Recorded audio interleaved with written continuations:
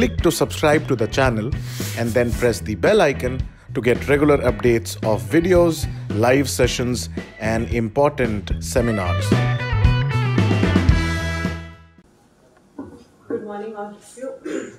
First of all, on behalf of Next IAS, I thank Principal Sir and Siddhartha Institute Management for providing us this platform to be with you people. And we have come from Delhi so far off to be with you people. Yeah, thank you so much, sir, and the institute.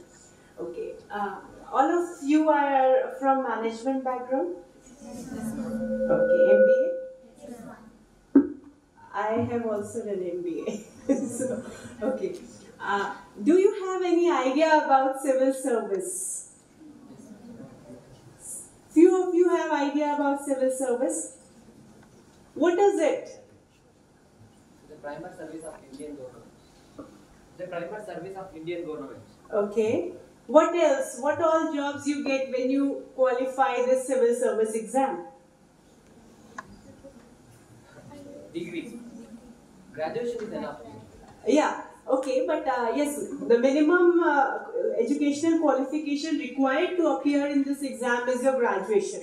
Graduation from any stream. You can be a science graduate, you can be an arts graduate, okay? You can be a management graduate. So that is the basic entry if you want to appear for this exam. But once you qualify, are you all comfortable in English?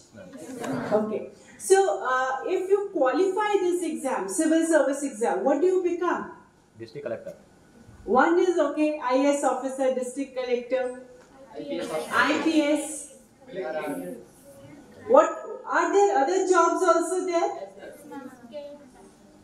It's not 10, it's 24 jobs are there. It's not only your IAS or IPS or IFS, that is your foreign services. Don't confuse with your forest. Forest is a different exam, okay? But that is also an all India service. Then customs is there. Then you have postal services. You have information services. So there are IRTF, Indian Railway Traffic Signal. So all in all, there are 24 services. So it's not that there is a separate exam for IAS and separate exam for IPS or separate for your IRS, revenue services. So it's a combined exam, which is conducted by UPSC, Union Public Service Commission. Okay? So it conducts that exam. The only requirement is that you should be a graduate. Any percentage of marks or something? No. Even a third divisioner gets the equal opportunity as equal to your even the gold medalist from your institute. Okay? Everyone is getting the same field. UPSC is welcoming everyone. So once you are a graduate, you can apply for this exam. And this exam, like you said, it is the topmost job in India. Why do you say it's the topmost job in India? Do you think that this is the topmost job in India? Is it the topmost? Yes. Why? Because if the political masters get lost in the after the election, but IAS officers not get lost in the energy or power up to tenure the authority. Yes. Civil servants are the backbone of a nation. As he has rightly said that, politicians, they come and go. Every 5 years elections are held and they come and go. Sometimes one political party is in power, sometimes the other. But the work is continuously going on. They never say that you will not get PDS, you will not get food through PDS, that is public distribution services. You cannot get the medical services, you cannot go to a government hospital because now currently there is a change of government. It is continuously going on. You are getting your electricity. Government is coming or government is going. You are continuously getting those things. You are availing the services. So the backbone of providing all these services is your civil service. Okay, that is why it is said that that is one of the topmost services in India. But one of, I am not saying it's the only. There are so many jobs. It's not only government jobs that you can say this is the topmost. Whatever you are doing in your life, if you are doing it honestly, that is the topmost job that you are doing for the country. Okay, whether it is private sector, whether it is government sector, that is the topmost job. Okay. So I was telling you about this exam. You have to appear. There are 3 stages to this exam. Are you aware of that? There's prelims. Okay, and then comes your mains, and then is your personality test. UPSC calls it personality test. It's not an interview because it's not a test of your knowledge. They already check your knowledge in your prelims and mains. It is basically a personality, means how you are, what are your characteristics, because every job has certain requirements. Okay? It does not mean that if you are not fitting into this means you are an unfit person for any other job. You might not be having the characteristics or the personality which are required for this job, but for some other job you might be excellent. So that's why it's called personality test. So in the prelims, do you have any idea how many papers are there? 2 papers. There are 2 papers, okay? And the papers are same for people from across the educational background. चाहे वो engineer हो, someone is engineer or doctor or MBA or anyone, okay? The questions are same. One is your current of GS, general studies. General studies comprises of your current things, like current things that are happening related to that questions are there, and the basic things like your history, geography, economics and all those things which we all have studied. It's nothing that you will be reading something else, which we all have studied in our standard 6, 7th, 8th, 9th, 10th, 11th, 12th before coming to college. Okay? Have you gone through NCERT books or your state board books? They are almost at par with your NCERT. It's not same but similar if you are from a state board also. So the basic things that you have learned across in your school days, those basic things with their application part they are asking you. And they are asking you questions related to current affairs. Like now, what have you gone through the newspapers today? Okay? What is the main headline today? Who has quit some important position? RBI Governor Urjit Patel. Okay? So they will not ask about who has quit. They will ask about something related to your RBI as a body. Okay? There, because every body which is there, it has some constitution, how it is established, under what act, whether it is a private sector thing, whether it is a public sector thing, okay? How many members are there, governance, so something related to that they might ask. They ask you these kind of questions. Then like when you read about India and China, most often we read about BRI, Belt and Road Initiative, or OBOR, One Belt, One Road in the newspapers. Most of you read Hindu, and Hindu covers all these things, okay? So they will ask you whose country's this project is this. They have asked this question 2 years back. So something which is there in the current and as well as your basic thing. So it's not at all a difficult exam. Many times it is heard that this is one of the most toughest exam on this earth. Okay? Do you think that? Tough kya hai? There is nothing tough. 6 to 12 what we have studied that they are going to ask you. The only thing is you have to apply your common sense. You have to apply your analytical thing. And as your principal sir was also saying that 2 people from your labor background, they were daily wage laborers children. They have qualified this exam. So this exam is not at all kind of an elitist exam or someone like who can afford coaching or someone who has gone through only English medium schools can qualify this exam.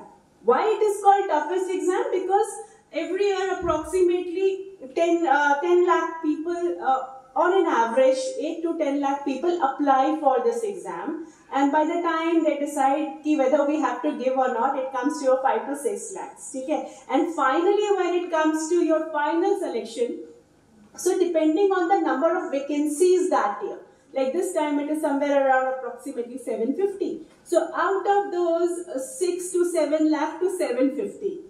Okay? So that is your ratio. So that is why it is said that it is the toughest exam. Second thing is, like you have, currently you all are management undergraduates. So you are studying on the management topics. But here, if you are appearing for this exam, you should be knowing history also. A little bit of history. Then at the same time, a little bit of art and culture. ठीक है? Art and culture things about your state, about other states, ठीक है? अगर आपके यहाँ का if there is certain handloom, then we have handlooms across India, different handlooms, so you should be knowing it. So apart from like your own subject, you have to study other subjects also. History, geography, economics, what is happening, what is GDP, ठीक है? GDP term have you heard about? Hello, you all have read about it. I am confident. In your schools, in your basic economics, you all have read about it. So my question was wrong. Do you know about it? So that's why it is said that because apart from what you are studying only one subject, here you have to study almost everything under the sun, which an informed person should be well aware of. Okay? So that is why it is said that it is one of the toughest. But believe me, this is not an exam where you cannot even think of joining. Even I have been in this field for almost more than 10 years. And very average students from even the remotest corners of the country are qualifying this exam. Many of the students who cannot even speak English, write English, okay, they are also qualifying this exam. It's not only because UPSC gives you an option.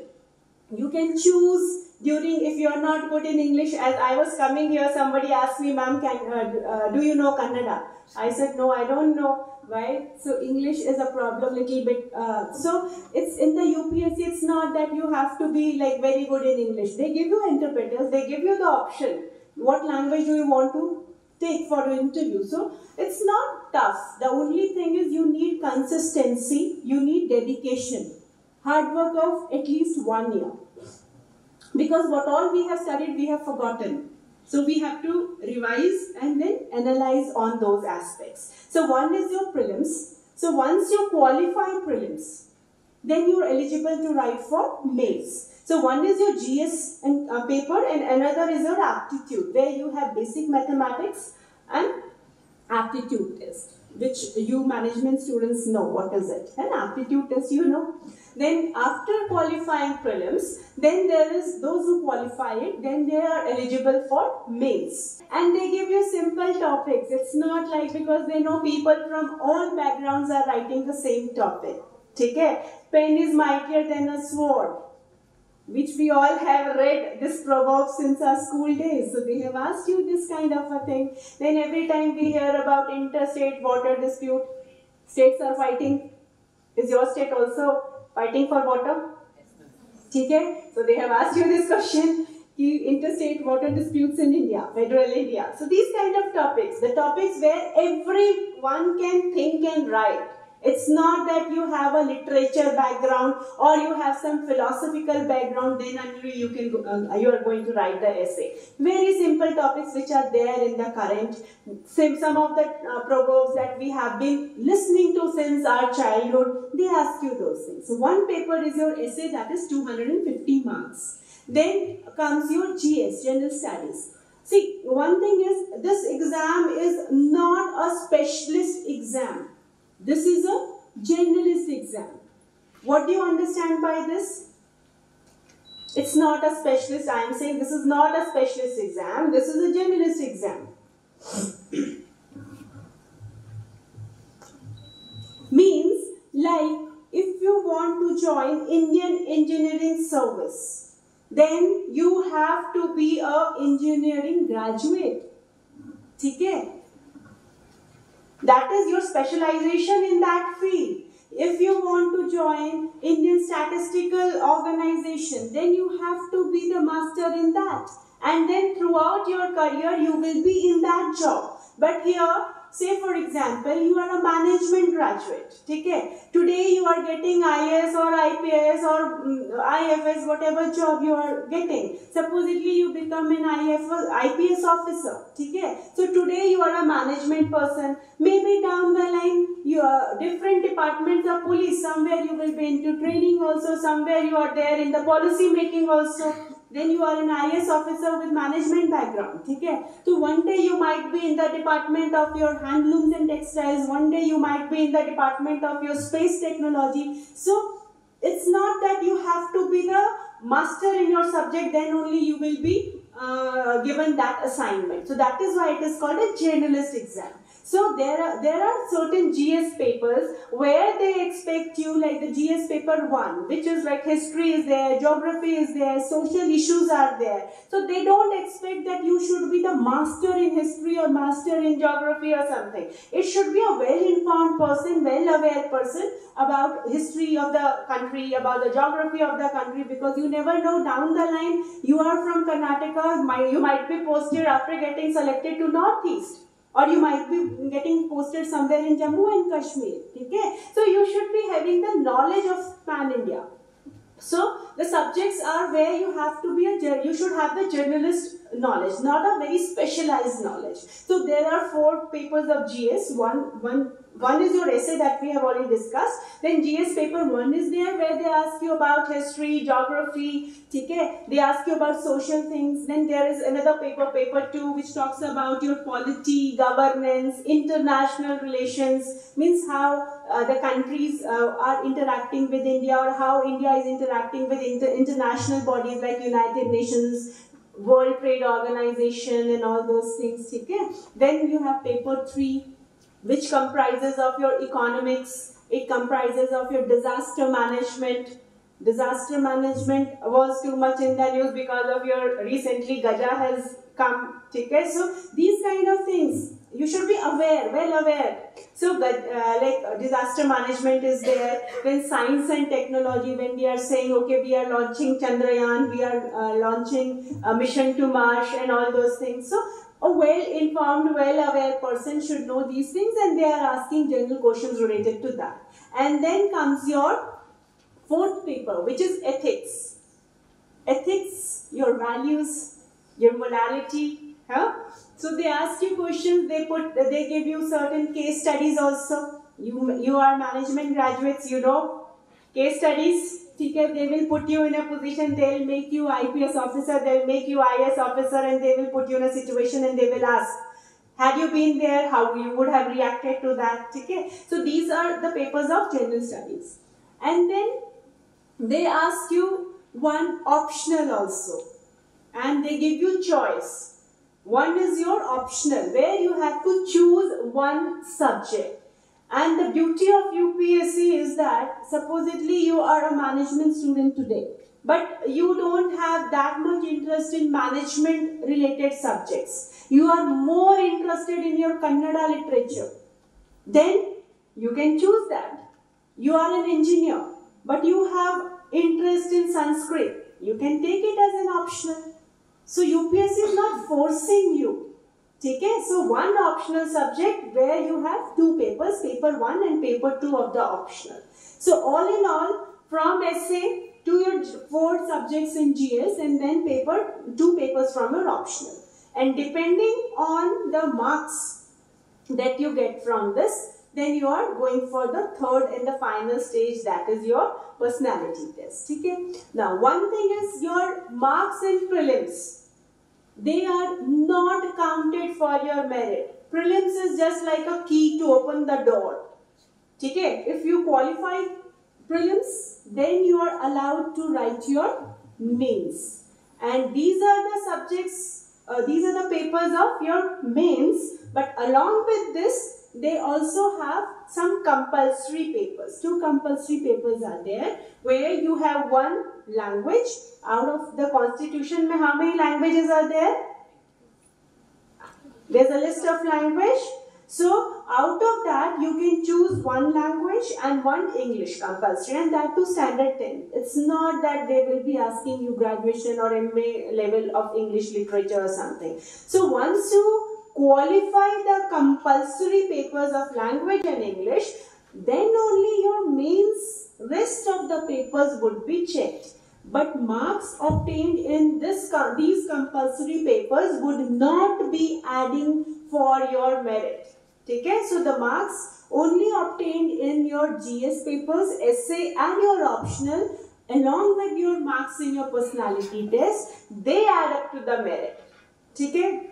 And depending on your merit, total marks, and depending on your choice, which you have at the time of your exam, they give you a DAF, that is a detailed application form. They ask you which all jobs you are interested in, Supposedly, I might not be interested at all in IPS, so I can avoid that, or I can give it the last marks, numbering, or somebody might not be comfortable doing the Indian Foreign Service. So they give you the choice also. You have to list, you have to number the category of jobs that you are interested in, and depending on the marks obtained and number of vacancies that year and your choice, they select you for that. And it's not that all the 750 are going to be the IAS officers. It's like 24 jobs divided by number of vacancies, and depending on the number of vacancies that year in that particular job also. Topmost, like few, you can say 80, 90 up to ranks they get into IAS, and then IPS, IRS, IFS, depending on your preference. That is a later on issue, that hardly matters. The thing that matters is that this exam is very simple. It's not at all difficult. Believe me, it's a myth. ये बहुत difficult है. It's not at all difficult. The only thing is we should be knowing how to prepare for this. We should be focused and we should be consistent. That is what this exam requires. Otherwise, many people would not have got selected, those who are getting selected right now. Some people who is mending the punctures in the tires, they are getting selected. Okay? Daily wage laborers, they are getting selected. It's not that you have studied from a top-notch school in India and then only you are getting selected. Many times they don't get selected, and the people from the rural background and from a very humble background are getting selected. So this exam is very, very, very, very doable. The only thing is your hard work. And what to read, that is also very important. Because nowadays, thanks to the information technology, we have so much of knowledge. Like, it's like you talk about one subject and you will get ample knowledge about that. But that should not be the criteria for this exam. You have to be very focused. And what will keep you focused? How do you know what to study? What not to study? You all are reading Hindu paper. The whole paper is, if you are preparing for this exam, what sections to be focused more? How to analyze the news that we are reading today. Say for example, if you are not preparing, you are just reading, okay, Urjit Patel has given his resignation. But if you are preparing from that, then okay, if all of a sudden this thing is happening, the RBI premier is resigning, how is it going to impact the economy? How it is going to impact overall the economy of the country? Then you will start analyzing from that angle. So, who is going to tell you? How will you come to know? How will you come to know that, okay, this is how I have to study. I don't want a 5-year plan for myself. I want 1 year dedicated work, then take up this exam. If I get through, good. If I don't get through also, then again I'll try. If also I'm not getting through, then okay, this exam has transformed me into a very different personality, a well-informed person. So who is going to keep you focused? How will you come to know? There is so much of material. So who is telling you? You all are reading, currently you are management students. So much of material is there in the market about your management. How do you come to know what you have to study? Yes? Syllabus? Syllabus keeps you focused? Similarly, for this preparation also, UPSC, if you go to its website, every year whenever the notification comes, you will get the syllabus also. It's not that you keep on reading whatever is coming on your way. So your syllabus, there is a defined syllabus, and UPSC does not go beyond the syllabus. Okay, if UPSC is giving one topic, then it is asking you questions revolving around that topic. The only thing is the depth might go little more, but it's not like they have not written something and they are asking you on that question. So one thing that will tell you is your syllabus, and which is available on UPSC site. And then another thing is how to map your current and your syllabus. How to link. Okay, if I am reading this thing is in the current, And if I am preparing, so how can I get some idea ki what kind of questions are being asked? See the previous year question papers. Okay, that will give you some kind of idea. And then you will come to know ki okay, smart cities are in the news, so they have asked a question on smart cities. South China Sea was in the news, so they have asked a question on South China Sea. Okay, women issues, especially in your IT centers, Bangalore and all. Okay, IT hubs jo hai, women's safety, environmental issues are there, so they have asked a question related to that. Okay, IT hubs are doing a good job, but at the same time, they are also creating many of the issues. So, your question paper, your syllabus will give you an insight into how to prepare. You don't need to move here and there. What happens is we start asking everyone, okay, this is one of the biggest exams, so I don't know how to prepare. You tell me, you tell me, you tell me. I'm not saying don't listen to people. Yes, listen to people, but yes, your Gita, Quran, Bible should be your syllabus and your previous year question paper. That will keep you focused. And if you see the syllabus, of course it is vast, but it's not difficult. Everything that we have studied is there. Okay, so everyone can prepare for this exam. This exam is very easy. The only thing is, again I will say, is your consistency.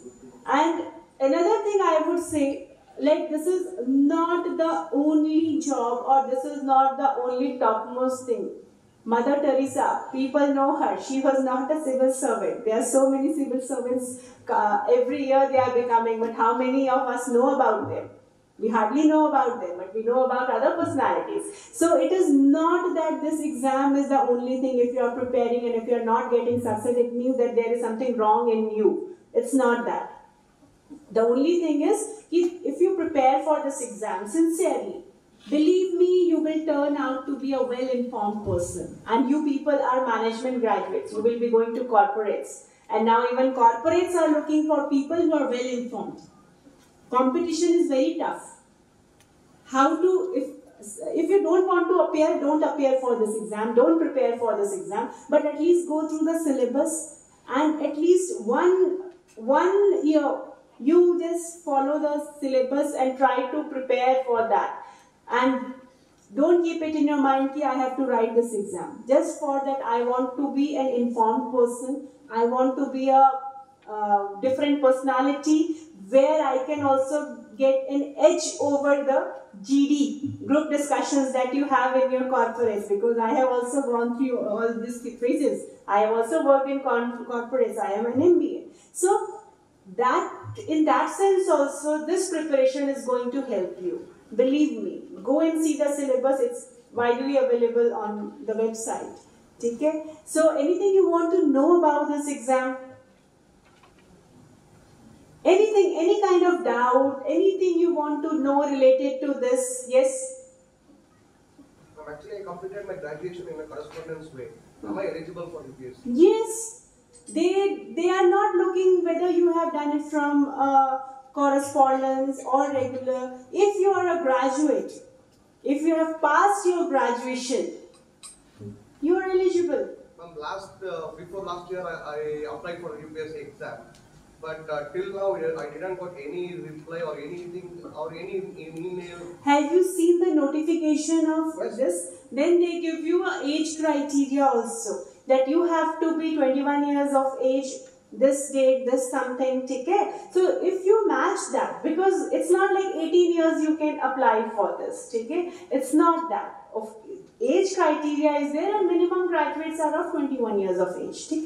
So that is the only criteria, and you can apply. But you did not get any response, you are saying? So what kind of response? Like, you have filled up the application form for prelims? I filled up all my application form and all. Till I have the application form, acknowledgement of that. So have you contacted UPSC? No. You can call them. UPSC is very friendly. Because many times what happens is, before the exam you are not getting admit cards. Many times your names are not printed on that. So UPSC also gives you a number on that. Contact number. You can mail to them, you can call them during the office hours that they have mentioned. So UPSC is very student friendly. So you can contact them if you have not got any reply for your filled application form. Okay? You will get that. Yes? How many of you are actually preparing for this? It's not like, okay. Okay, anyways. So, prepare for it. And if you come across any problem, we are here. It's like we will be giving our contact number also. Okay? And what all things you need, we will be guiding you for that. So it's not like today only you have to say yes. Might be after 2 years you decide. That someone from some institute have come here, they were talking about this exam, so let us try. It's not that today. Maybe 5 years down the line, then also the institute is there, we are there, you can contact us. It's not that ki aaj baithe hain, so today only we have to decide, then and there. No. This is one exam where many times students take the decision after joining the job. We have one example here, Indrabadan, he will be talking about it. So he has also worked in the corporates, then he has come back. Even if you see the profile of the people who have qualified, this year second rank, All India second rank holder. Okay? She is a girl, she is a mother, she has a 4-5 years old child, she was working in the corporates and then she has come to appear for this exam. It's not that now. But yes, it is always advisable if you really want to prepare, and this is the time where you can focus more. So once you are into job, many times it becomes difficult to take out the time. Then you have to leave the job many times. But I am not saying ki with job you cannot do it. I have seen people with job, those who have done it. Okay? So it's not at all, it's up to your individual wish how you want to, but yes, please at least go through the syllabus once, try to see the subjects that are there, even for your own personality development. Okay? How many of you know about internal security? How many of you know about international relations? Tell me. Disaster management. Have you heard about these words? Governance. Huh? No? So when you read this, you will be informed, and reading Hindu will become more easier. Understanding Hindu, that because Hindu has a wider circulation here, no? So when you read the newspapers, then you will be actually getting hold of the issues that are being discussed in the newspaper. Okay? Anything else you want to know about this exam? There are some very common questions that students generally put up. One is your, can we start it with our graduation time? You can start. Later also you can do this. There is nothing, no limitations to that. Of course, the age is the limitation, 32 years for general category students. And then different categories that is mentioned in the UPSC notification. That you can see it from there. Then coaching or no coaching? That is again another question. So what do you say? What do you think? For competitive exams, what do you need? Coaching. It is again an individual's choice. Even coaching give you, coaching give you some kind of an idea and direction. That's it. Okay? Hard work you have to do. And there are different kind of programs also. It's not that you have to come to the Delhi, you have to come to Delhi and then do the things. Now there are online platforms also, even we provide online platform. Then if you don't want to go for a 10 months coaching, then there are some small modules are there before your prelims, before your mains. Then we have test series. Not we, many of the institutes are having test series and all. Okay? So coaching or no coaching, it is all up to you. But one thing I would say, if you want to really come to coaching, not only in civil service, in any of the coachings, I would say the exam that you wish to appear for, at least go through the syllabus first. Then you will be utilizing your time and money in the best possible way. Because if you go blank, you have not studied, say, art and culture, you have not studied history, you have been studying only management. So there you will become blank. And it's not a graduation class that 3 years of thing will go. There will be hardly some lectures on this, lectures on that. So it is always advisable if you are coming to coaching, if you are, It's not a compulsion. If you are coming to our coaching, then come with your homework. That will be more beneficial. And then whether we can write the exam in English, Hindi or any other language, you can write. For Hindi and English, it is there. Any other language, it depends on the number of students supposedly. Some people want to write in Odia. If they have a certain number of, because it's not only for one student, it is not that feasible. So if there are a certain number of students, say 24, 25, a certain number is there, then UPSC allows for that. And during your personality test, again they ask you the option. Many times we are comfortable writing English, but we are not comfortable speaking English. So again UPSC will ask you option. You might write your exam in English, but at the time of your personality test, you can appear it in Kannada. That is also the flexibility. This kind of flexibility is given by UPSC. Why? Because they want that the best should come out from the candidate. They are there to select you, not to reject you. So believe me, this exam is very easy. The only thing is focused, hard work and smart work. Smart means your syllabus, your question papers. Map them, that will give you the idea how to prepare, because otherwise it is unending preparation. So all from my side. Now I'll invite Indrabadan. He has qualified this exam and he is from an economics background. He is from Delhi School of Economics. And he has worked in corporates for some time, and then he has given up his job, and then he prepared, and this time he has got selected as an IPS officer. So, Indrabadan.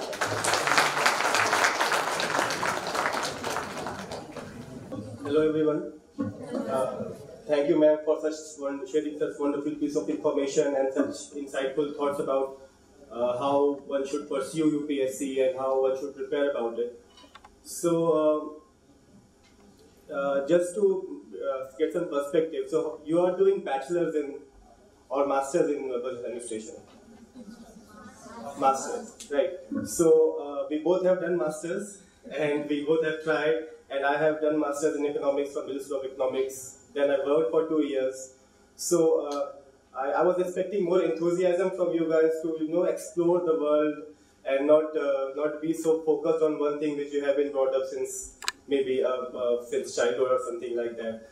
So just be more open about the opportunities that this world has, especially India has, and more importantly UPSC has, and then things you can do and the jobs you can have. So this would be a very good opportunity, and that's what we are here for, to share with you. And so, building on the UPSC being an equalizer, there is no institution I have heard of who is more equalizer than UPSC. A, there is no fees for most of the sections. It's 100 bucks, 100 rupees for other sections. B, you can give the test, take a test from 21 to 32 years age with 6 attempts, so that's for general category. And C, there is no background required at all. Just graduation, as ma'am mentioned, and she emphasized on that fact, just graduation. So it is a really equalizer institution. It does not care about where you come from, your background, your education, your anything at all. It just needs to be you to be aware, a more aware citizen. That's it.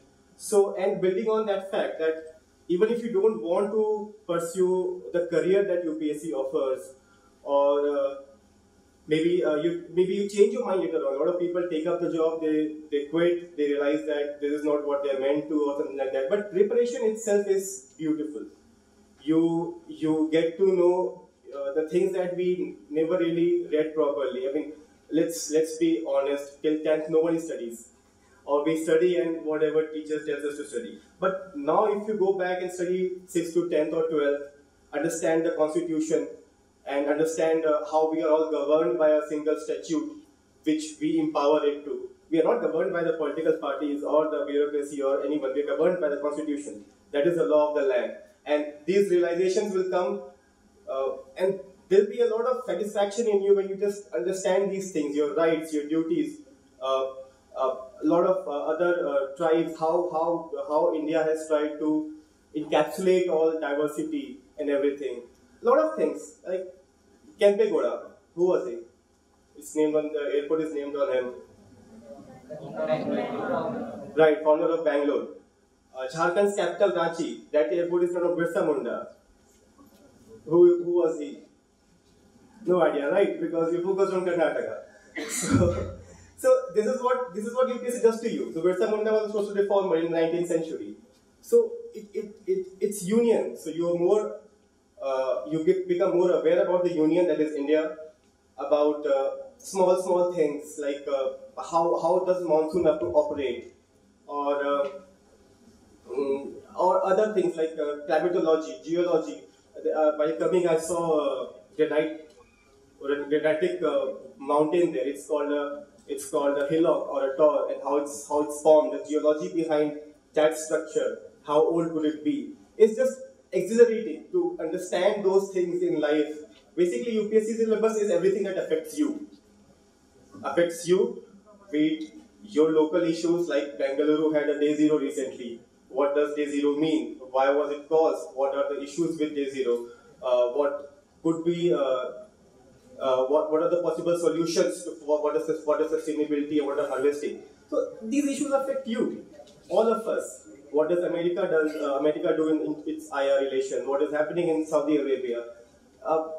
So it affects you, and that's what UPSC wants you to be, just to be a aware citizen, nothing else. And trust me, the journey is really beautiful. You will get to know a lot, and you should give it a thought, at least look at the syllabus. So that's about UPSC. And just to put things in perspective, why it is so important is I come from economics background. I've done my graduation and post-graduation. But before starting for UPSC preparation, I never really cared about the budget or economic survey. The two Bibles for economics that they say in UPSC, I never really cared about it because I'm not interested in Indian economy or for that matter. But after reading economics over the past 3-4 years, it is such an important document that every citizen should know. And I realized what a fool I was, that I did not really care about budget or economic survey. Those time I was a young kid and in rebellious mode. I don't really care what the parliament does. But now I realize it impacts me. It impacts my taxes, it impacts everything. So again, UPSC. Since ma'am has already mentioned what the process of the examination is, prelims, mains, interview, I will be sharing more about my experiences right now. Yeah. So I gave 2016 prelims. I did not clear that. I took it again 17. I cleared all the 3 stages. I got first rank and allotted IPS service. So it is not difficult, definitely. It is not rocket science at all. There are certain things that one has to follow. One should be dedicated towards it.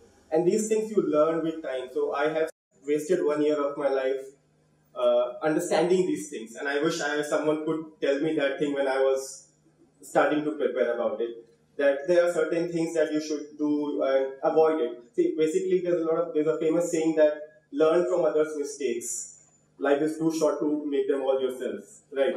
So you can't make all mistakes by yourself, so learn from others' mistakes. So I believe I've sort of found the tripod of UPSC preparation. Its philosophy could be that you have to be mentally prepared. That this could take a while.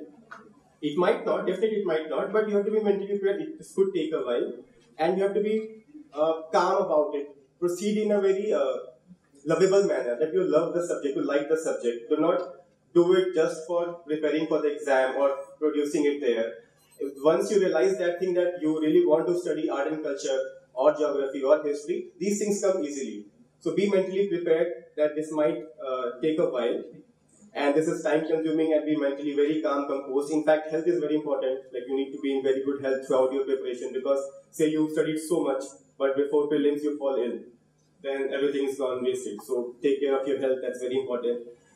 Methodology is what I would say is, at the end of the day, it's a competitive exam.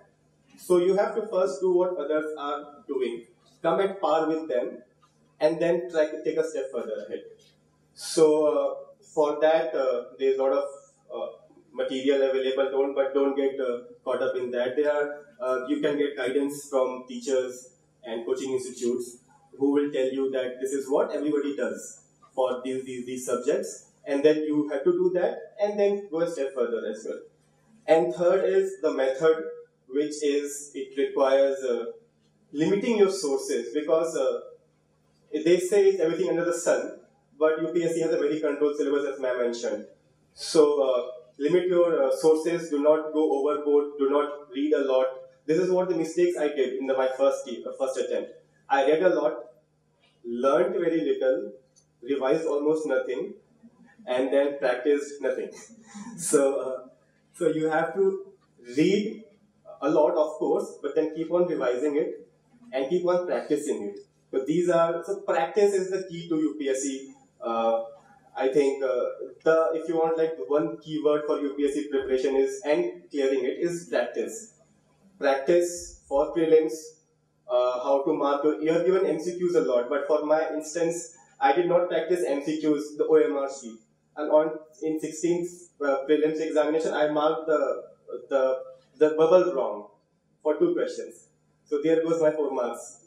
So therefore practice comes in very handy. It is also important for you to know what your strengths and weaknesses are. Maybe someone is very good at guesswork, but someone is not. So that can come with practice. So those things like that. So practice is very important for prelims, for mains also, because you have to manage your time. As ma'am mentioned, there are 20 questions, 10 and 15 marker, 10 questions each these days. And you only get very small amount, 3 hours to do it. So you have to manage your time properly, devote equal time, equal weightage to all the questions, and these things will come with practice. So practice is very important, and these things are where coaching institutes help you a lot. Like they have very thought out and proper test series, which sometimes even UPSC repeats. It's very similar to UPSC pattern. It's almost the same in fact. So these sort of things is where a coaching institute can guide you a long way.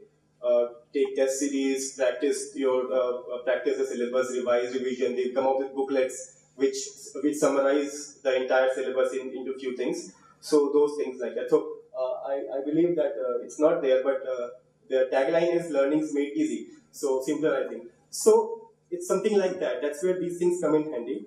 And practice, yeah, and for interview as well. So interview is a bit different ball game. I just give it once, mains and interview. Prelims I've given twice, so I can talk more about prelims because I failed as well. But interview is more about being calm, composed. It's a test of personality, not knowledge, as I mentioned. Knowledge has been tested in your prelims and mains. So interview, I believe, is knowing yourself and what you have written on your task, which is detailed application form. You cannot lie to UPSC. You can't say that I was president of my students' union, even you are not. So if you do that they are very experienced people. They can judge you in fraction of seconds that you are lying. So you have to defend what you have written on your form and knowing yourself. These are the 2 key, and of course practice in terms of, like, let's say, forming opinions. So of course we all have opinions, but to have it in a structured way is difficult. So it's just to practice that. For example, they might ask you, and they do ask some politically motivated opinions, because opinions have to be that way. They might ask you to relay, what do you think about the election result, and what are your views on that, or something like that. So you have to have an opinion behind it, because they have tested knowledge, and these opinions are well put out in a formal manner. Being candid, being casual, but in a formal manner is when you are mentally composed. There are esteemed panel in front of you, you might get intimidated, and that's what a test is. So that's the 3, I think, principles. I think what I found, it's my humble opinion. It's again very specific to me, what I have realized, what friends around me have told me, and I thought they are right. So, and the beauty of this is that you could do it on your own way and come up with one more strategy of clearing it. So there are so many, the number of attemptees, the number of candidates, the number of ways to clear it. Some people, again I mentioned, some people do it with kids and jobs, some people do it differently, some people do it from abroad, some people take prelims as more difficult, some people take mains, some people take interviews. So these are again the personal idiosyncrasies, or you may say. But the beauty is that you can come up tomorrow, you can come up here and say, I did this thing, I did that thing, and I became an IAS today. So that's the beauty of it, and that's why I think it's it's at least it's given your age at least, it's very important to be open to such opportunities that your country can provide. And it's basically about knowing yourself and doing the job that affects everyone around you. You become an IAS, you're a collector, you're the head of district. You police, you're head of the security of the district. Revenue, you have to collect taxes, bring up the revenue, stuff like that. So it's nothing rocket science. The job is also, they train you really well for this. There's continuous training. So there are some inhibitions amongst candidates that I might not be able to do that kind of a difficult job. You are already preparing for business management. This is just public management. So instead of business in a corporate body, you are managing the public. So I think it's all the more relevant for you and your studies and your preparation that you take up this, because it's managing the public. So all the best.